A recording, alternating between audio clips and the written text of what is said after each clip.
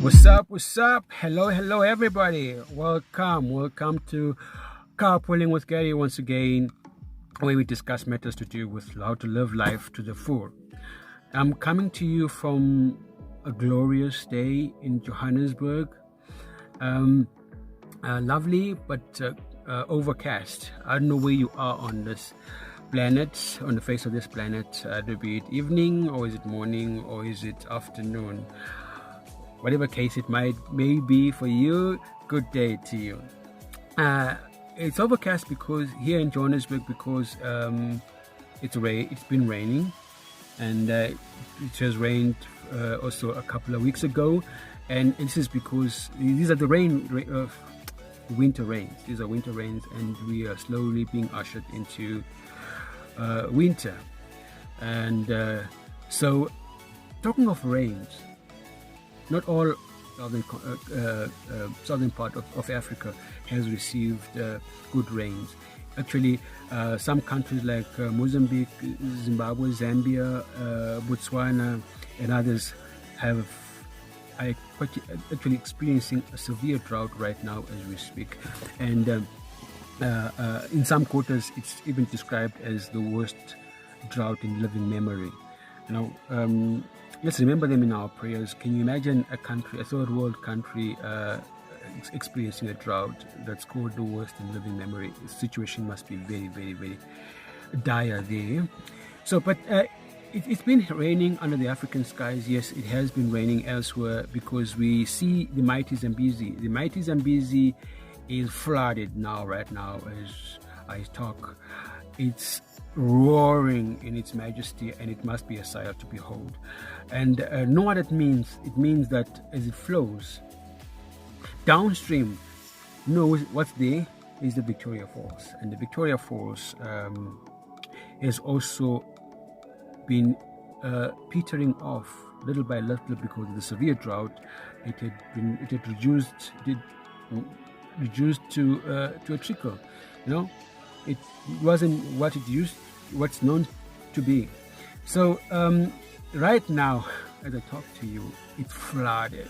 It's something to behold. The Mosuo Tunya has come back to life. Mosuo Tunya is the smoke that thunders, that the natives call it.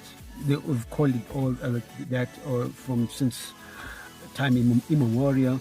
It was the legendary David Livingstone that called it the Victoria Falls. He must, in the 1800s, when he stood there and gazed upon this powerful display of majestic beauty, he coined these words that are still,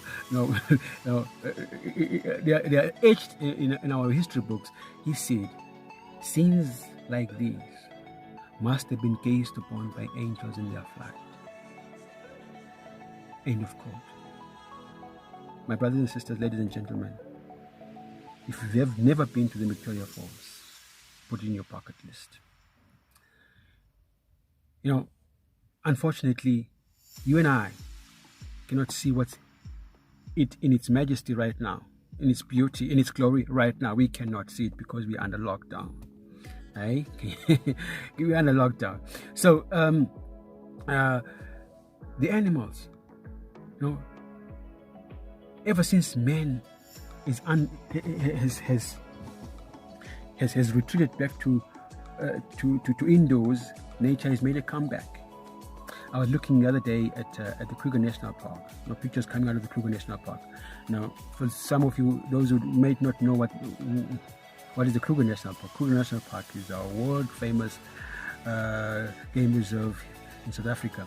I would say it rivals the Serengeti in Kenya and the Masai Mara in Tanzania. Those three are world famous. Those three have everything that it takes to be called a game reserve. But there are also some other lesser known ones, like the Selous also in Tanzania. There's also the Kafue in Zambia. There's the Hwange in Zimbabwe, the Chobe in Botswana, and others also in Namibia and Mozambique. Come visit Southern Africa and see the Big Five. Southern Africa still has all the flora and fauna. that you may want to see. So the other day, talking of back to Kruger National Park, I was seeing the lions, pictures of lions, and other animals, taking over what used to belong to humans, lodges and everything else. They're walking everywhere. They're not only walking on the roads, they're also actually sleeping on the roads. No one to disturb them. And they've taken over the golf course. Yes, you heard right, a golf course. I didn't know there was a golf course in the Kruger National Park. There is a golf course. Man has made a golf course right in the king's backyard. And the lion's backyard is made a golf course. And how do you even play golf in the king's backyard, huh?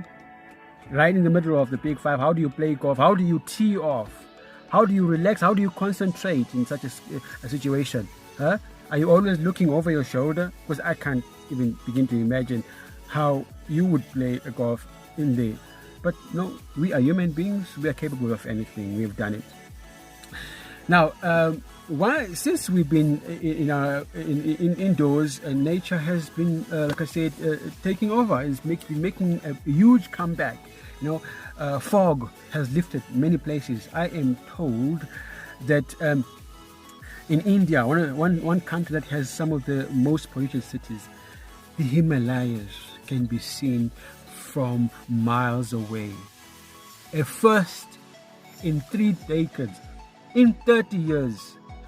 The Taj Mahal can be seen from afar also for the first time in years, in decades, because human beings have been kicked out of the streets and sent home packing. In China, I'm told in some cities they'd never seen the sun, the stars, and the moon for years and years, but now they can see them. The skies have become clear.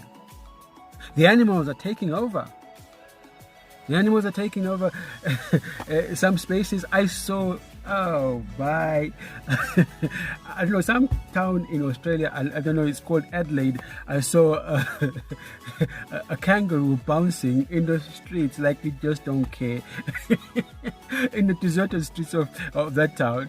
And in somewhere in Thailand, a group of monkeys invaded this one street or whatever town of a town. The noise coming out of there was something scary.